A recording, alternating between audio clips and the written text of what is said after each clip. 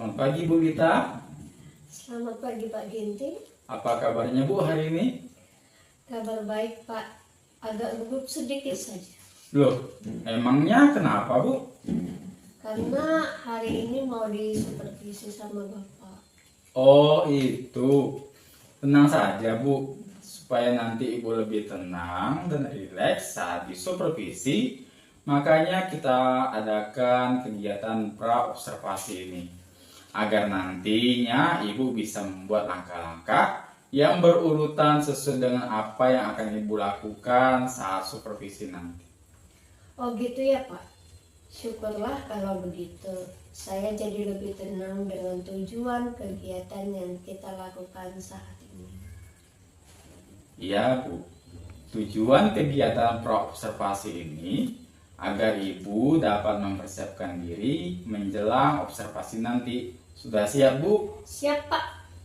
Saya sangat siap. Mohon bantuannya ya Pak. Baik Bu. Sekarang bisakah Ibu memperkenalkan diri terlebih dahulu? Bisa Pak. Saya Bu Lita, PLT Guru PJOK. Baik. Kelas berapa yang akan Ibu ajarkan hari ini untuk saya supervisi nanti? Kelas yang akan diobservasi adalah kelas 6 Pak. Baik. Bisa Ibu jelaskan kira-kira apa tujuan dari pembelajaran yang akan Ibu lakukan nanti? Saya akan mengambil nilai dari sikap servis bola voli Pak. Penilaiannya dari masuknya bola ke arah lawan. Lantas, hal apa yang Ibu harapkan timbul pada diri siswa? Menurut saya, bagaimana sikap sempurna dalam melakukan servis bola voli agar melambung dan masuk sempurna ke dalam daerah lawan. Ada lagi yang ingin Ibu lakukan? Saya ingin menumbuhkan sikap percaya diri pada siswa agar tujuan dari kegiatan yang akan dilakukan nanti dapat berjalan dengan baik. Wah, bagus sekali itu Bu. Lalu, strategi apa yang akan Ibu lakukan untuk mencapainya? Saya akan mengarahkan siswa untuk melakukan pemanasan terlebih dahulu agar kegiatan tersebut dapat berjalan dengan baik dan tidak ada siswa yang cedera Pak. Ada lagi yang ingin Ibu sampaikan? Selanjutnya, saya akan menyuruh beberapa siswa yang sudah baik dalam melakukan servis agar menjadi model bagi siswa lainnya yang saya rasa masih perlu diberikan pengarahan kembali. Baiklah, menurut saya dari apa yang Ibu sudah sampaikan tadi sudah cukup baik. Ada lagi yang ingin Ibu tambahkan? Tidak Pak, saya kira sudah cukup. Baiklah, silakan Ibu mempersiapkan diri untuk kegiatan pembelajaran Ibu ya. Baik Pak, terima kasih. Kita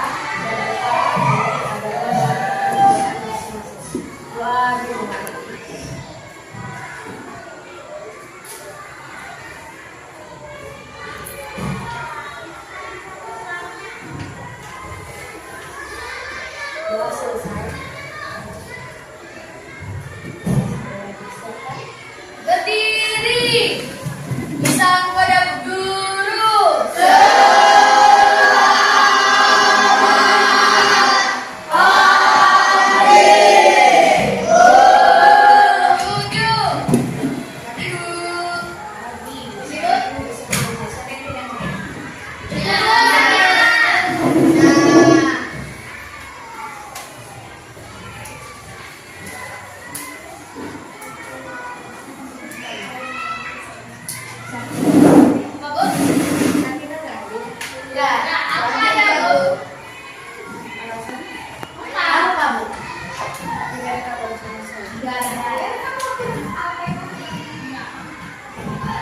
Oke, hari ini kita akan ambil nilai untuk praktek voli yang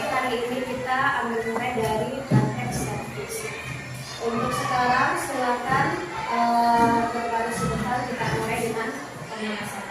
Silakan dari Nora. Itu yang mau ya.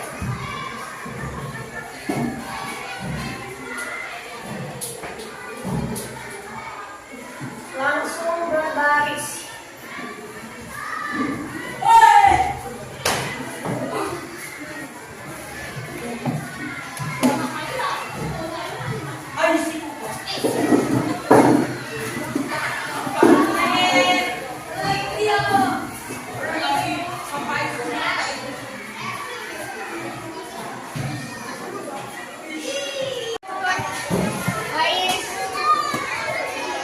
Oke, seluruhnya lancar depan kan?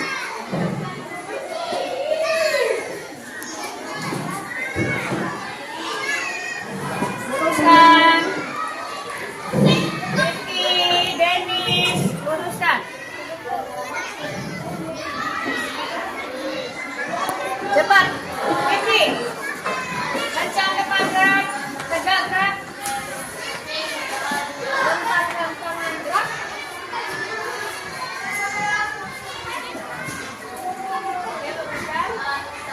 Sudah ya? Oke, saya mau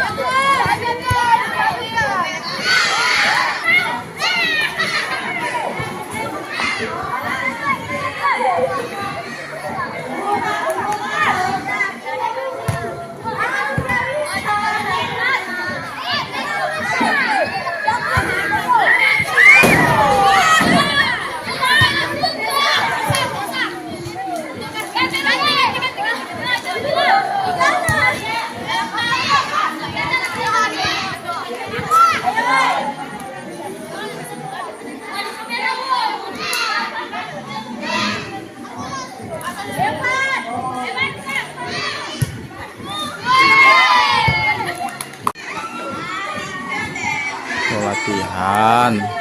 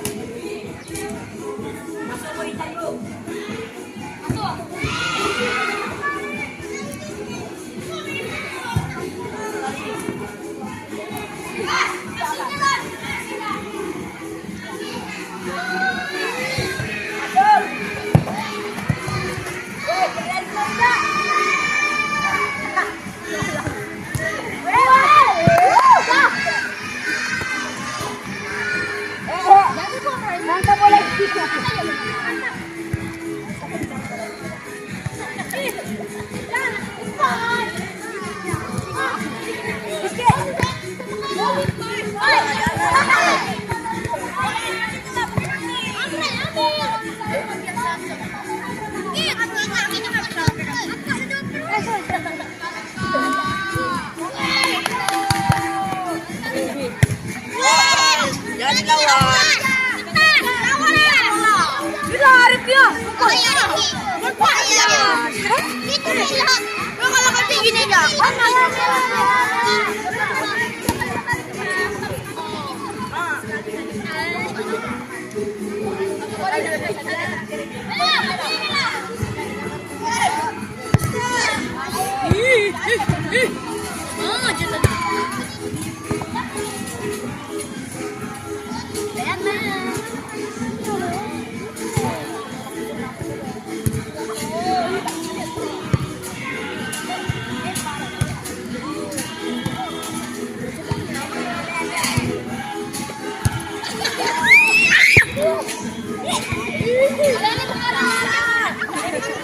Hei, coba pelan-pelan mainnya.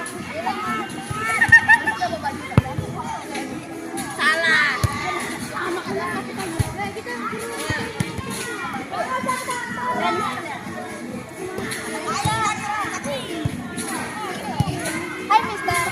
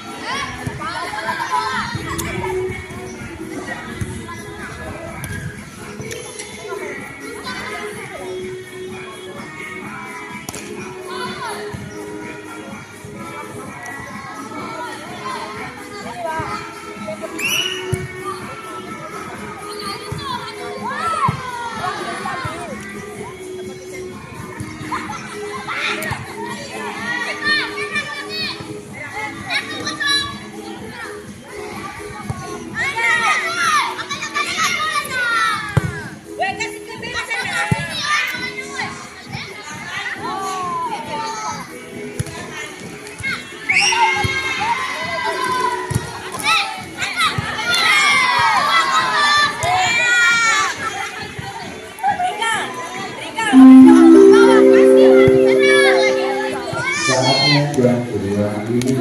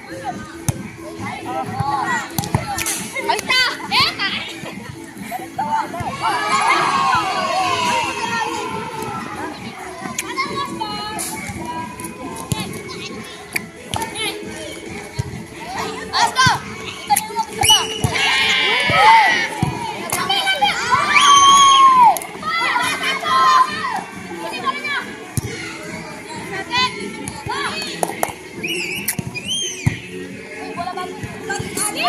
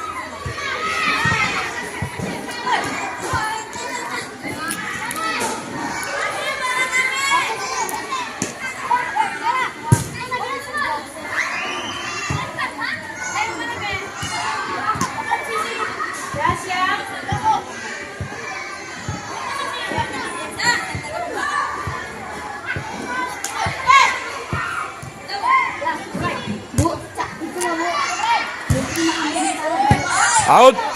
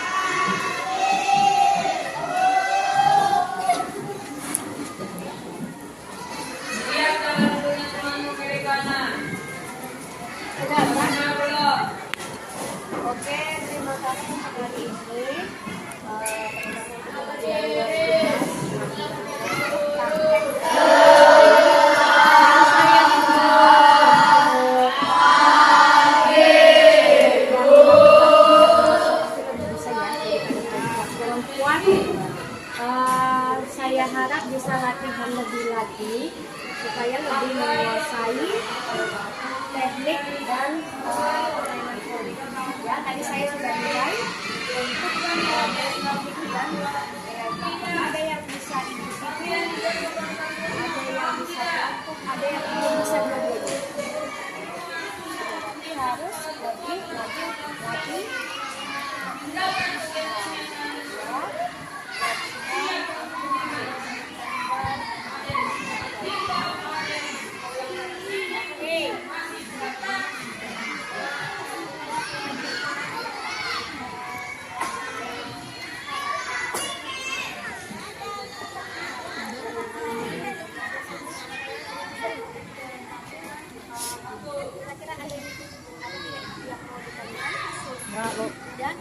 Dadah, Bu. Kalau misalnya nilainya tidak bagus, tahu ya kenapa ya Nak ya? Tahu. Oke, silakan kembali ke tempat masing-masing. Bagi yang mau ganti baju silakan ganti baju. Tapi bagi yang mau main, ingat waktu, ya hitung waktu untuk ganti baju. Oke, silakan kembali.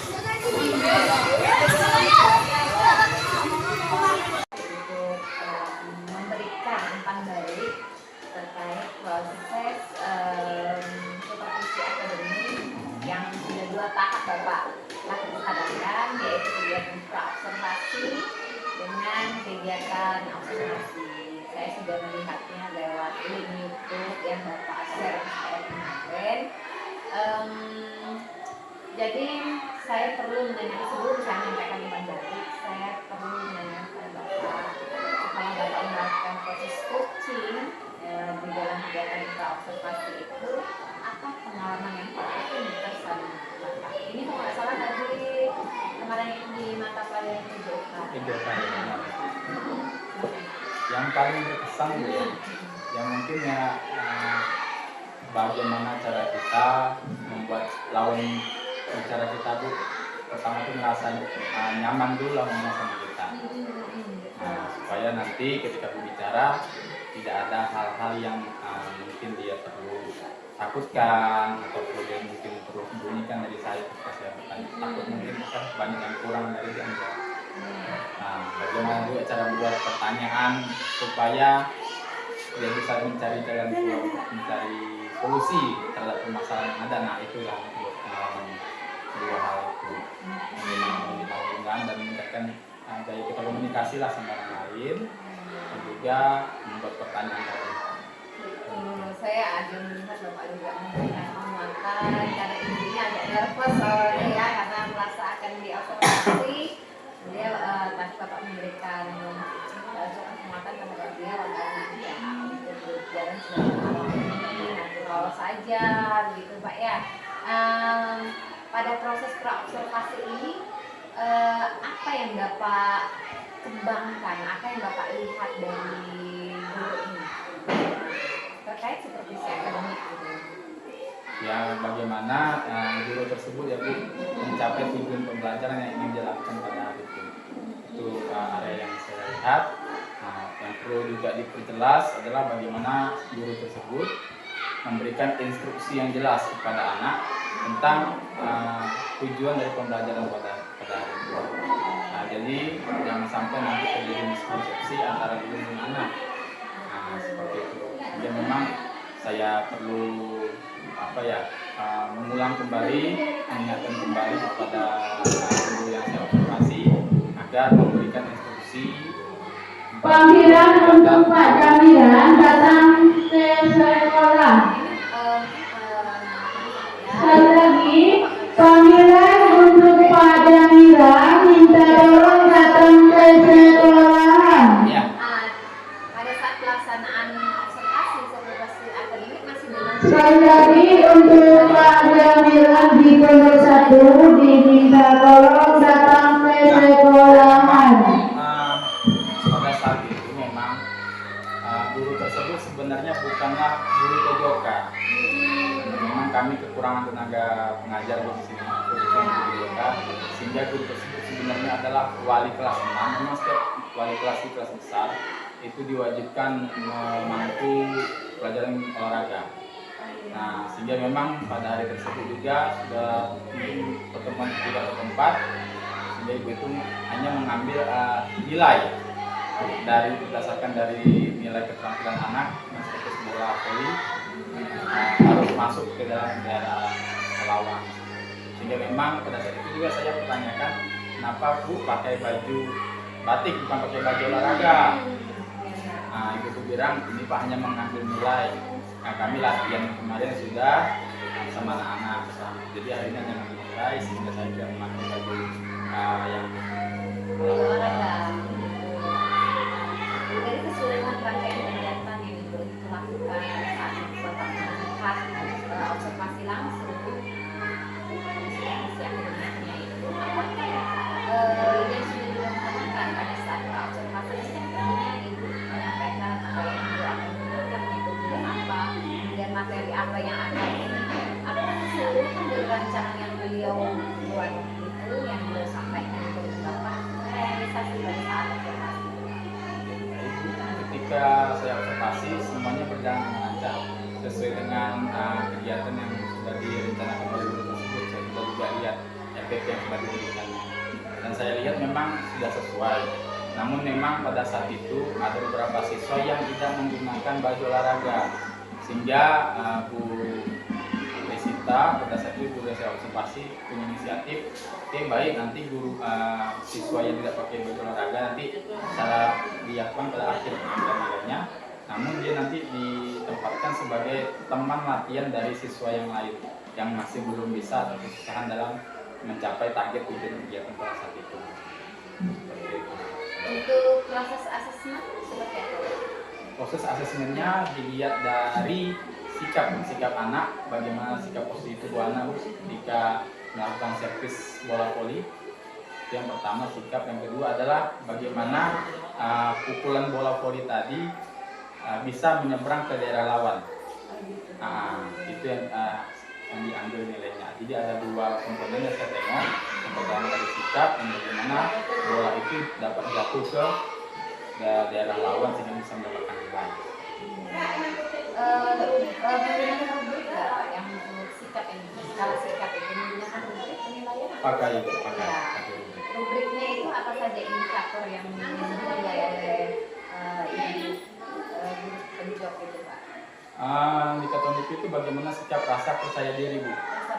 Rasa percaya diri bagaimana ketika misalnya posisi dari anak itu ketika sudah memegang bola, apakah dia perlu diingatkan kembali sama guru yang saya observasi bagaimana sikap posisinya atau tidak.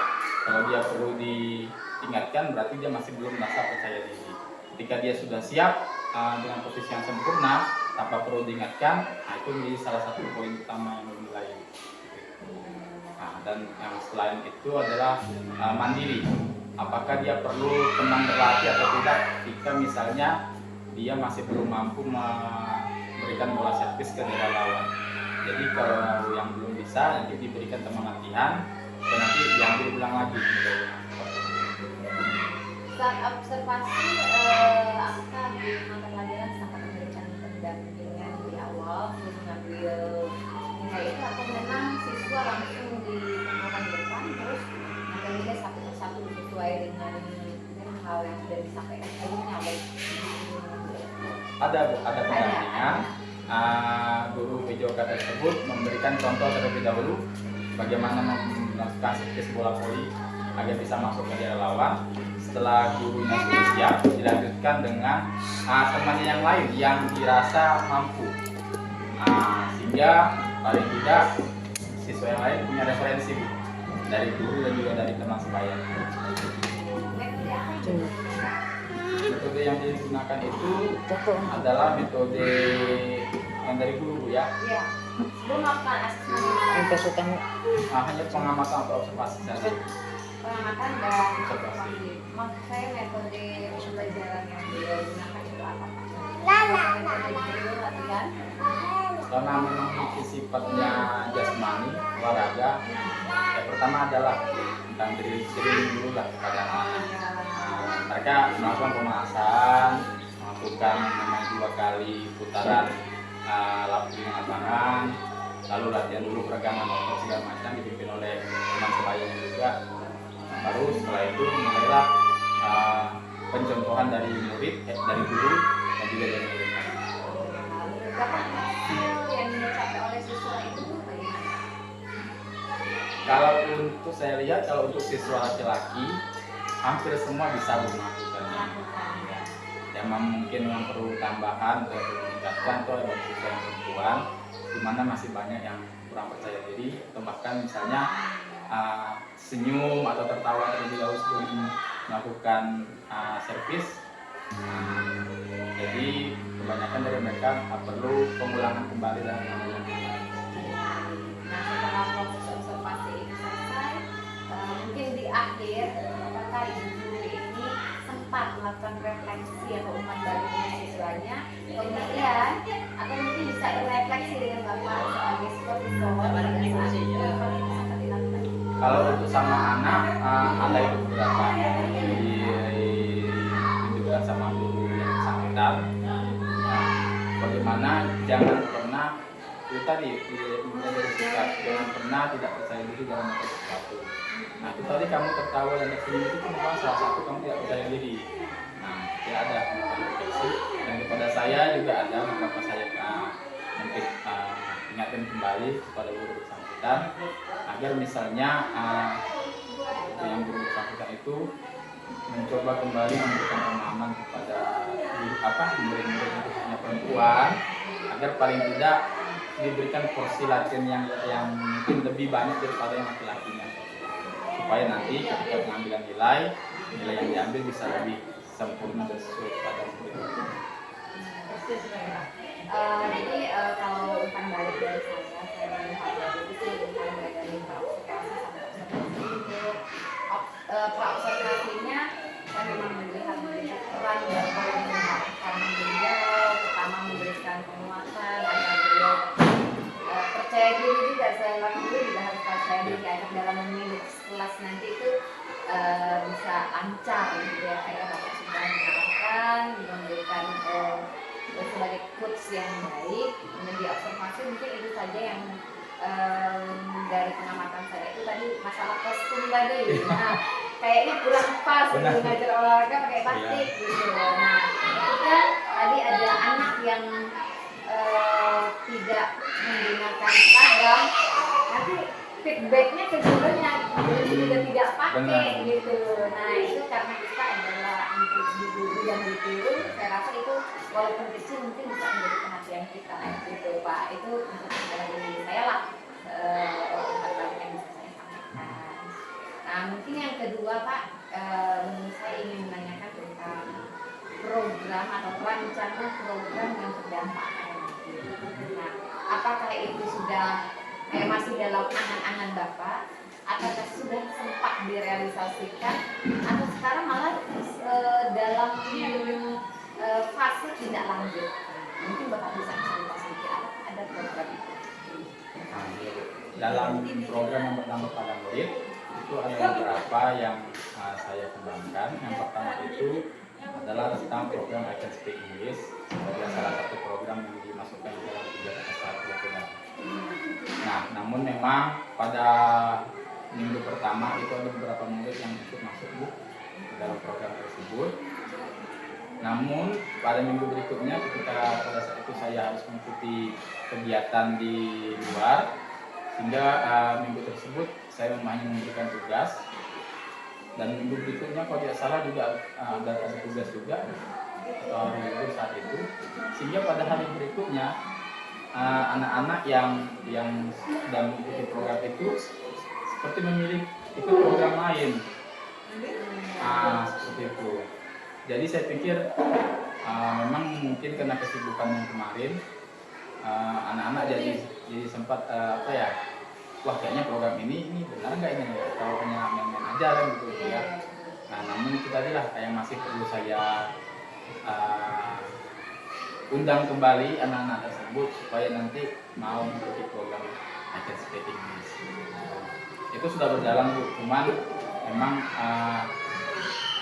dalam prosesnya karena memang kesibukan saat itu sehingga proses program itu agak terhenti. Seperti itu. Nah, untuk program lain, untuk yang refleksi pada guru juga sudah berjalan, Bu. Nah, namun memang karena kurangnya komitmen dan konsistensi dari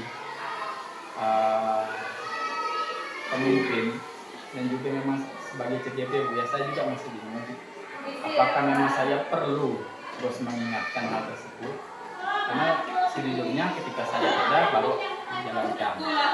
Ketika misalnya saya lagi tugas pada hari sekarang pasti pada hari Sabtu dan kemudian juga pada hari Sabtu, pada saat saya tidak ada tidak dijalankan. Nah, jadi apa ya? Padahal saya rasa program itu bagus ya. Jadi untuk realisasinya belum efektif. Belum efektif. Karena ibaratnya jika itu dari murni dari kesadaran setiap personal, saya rasa itu bisa berlangsung. Iya. Ada atau tidak panutannya di situ. Benar. Ya. Oke. Kalau boleh tahu kedua program itu ada apa ada program lain selain dua ini? Ada, yaitu Ada. yang kemarin kami masukkan ke dalam program di ruang kolaborasi, Bu. Murid buku-buku dan buku-buku itu adalah program yang dimana kami minta siswa kelas 6 untuk menjadi guru pengajar baca untuk kelas 1 untuk menambah sumber belajar bagi murid kelas 1. Oh, rupanya bukan hanya guru saya saja, banyak kakak kelas bisa saya ajak untuk jadi teman belajar seperti itu. Nah, itu yang baru berjalan sekitar 3 minggu saya rasa baru berjalan. Nah, dan saya menemukan oh rupanya tidak perlu pembelajaran itu harus di set. Oh, kamu pakai buku ini, kamu pakai buku ini, enggak. Ternyata pada saat ruang kolaborasi saya menemukan bahwasanya itu bisa itu tadi mementingkan suara dan pilihan yang dimiliki dari anak. Bagaimana mereka sendiri meminta buku teks bacaan yang bagaimana atau model gaya belajar bagaimana yang mereka sukai. Nah, di situ saya temukan di ruang kolaborasi rupanya oh mungkin penerapannya ke depan tidak perlu semuanya harus sudah diatur. Nah, bisa diberikan kesempatan ruang yang luas bagi mulai itu murid kelas 1 dan kelas 6 untuk memberikan model belajar bagaimana yang mereka suka. Untuk ketiga program tadi, yang terakhir tadi itu sudah Bapak beri nama tadi. Apa namanya tadi? Muku buku. Ya? Muku buku. Muku Buku. buku, muridku guruku. Kalau yang program pertama itu apa namanya? I can speak English. I can speak English. Kemudian yang kedua, Refleksi dulu. refleksi guru.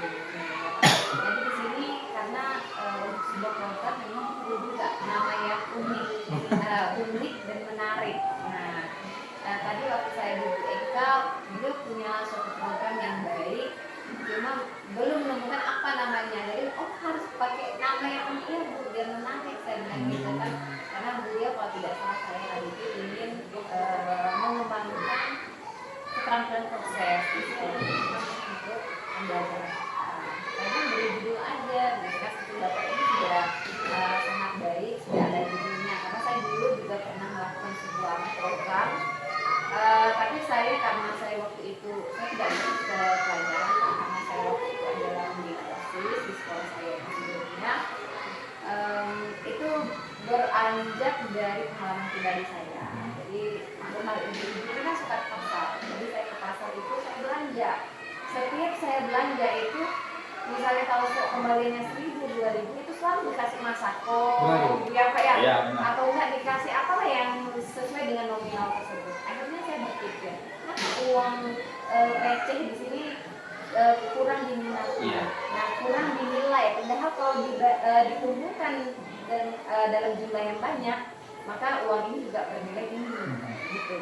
Jadi saya muncul inisiatif tadi sebagai naluri saya sebagai ibu-ibu. Saya maksudnya program itu saya beri nama KKS Poin kasih saya.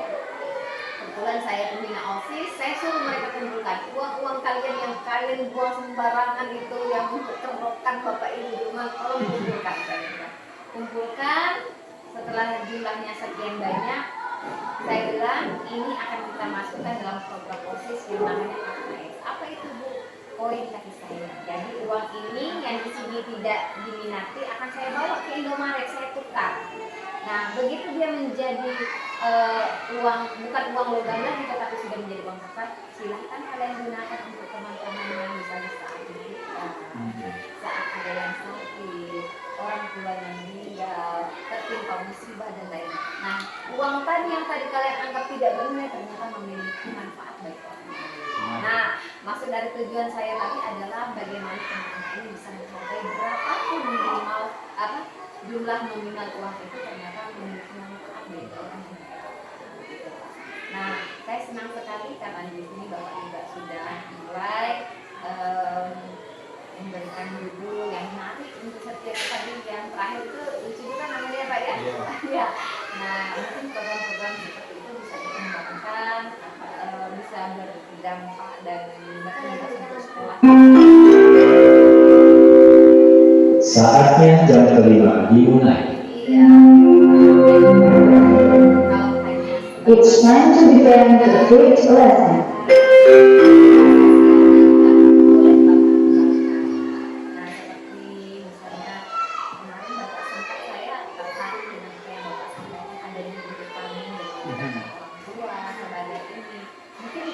Aksi-aksi sosial nanti yang bisa mengembangkan sekolah ini, melibatkan orang di luar sana yang menjadi mitra sekolah ini, yang nanti mengembangkan juga sekolah ini. Sebenarnya untuk program seperti itu tidak perlu yang terlalu memanfaatkan seperti apa, yang simpel-simpel dan sederhana saja pun, asalkan itu berdampak, saya yakin kedepannya akan diminati. Karena membangun satu hal yang terbiasa baik itu memang tidaklah mudah. Saya dulu memang waktu program KKS memang saya paksa dulu. Saya harapkan dari paksaan itu menjadi terbiasa.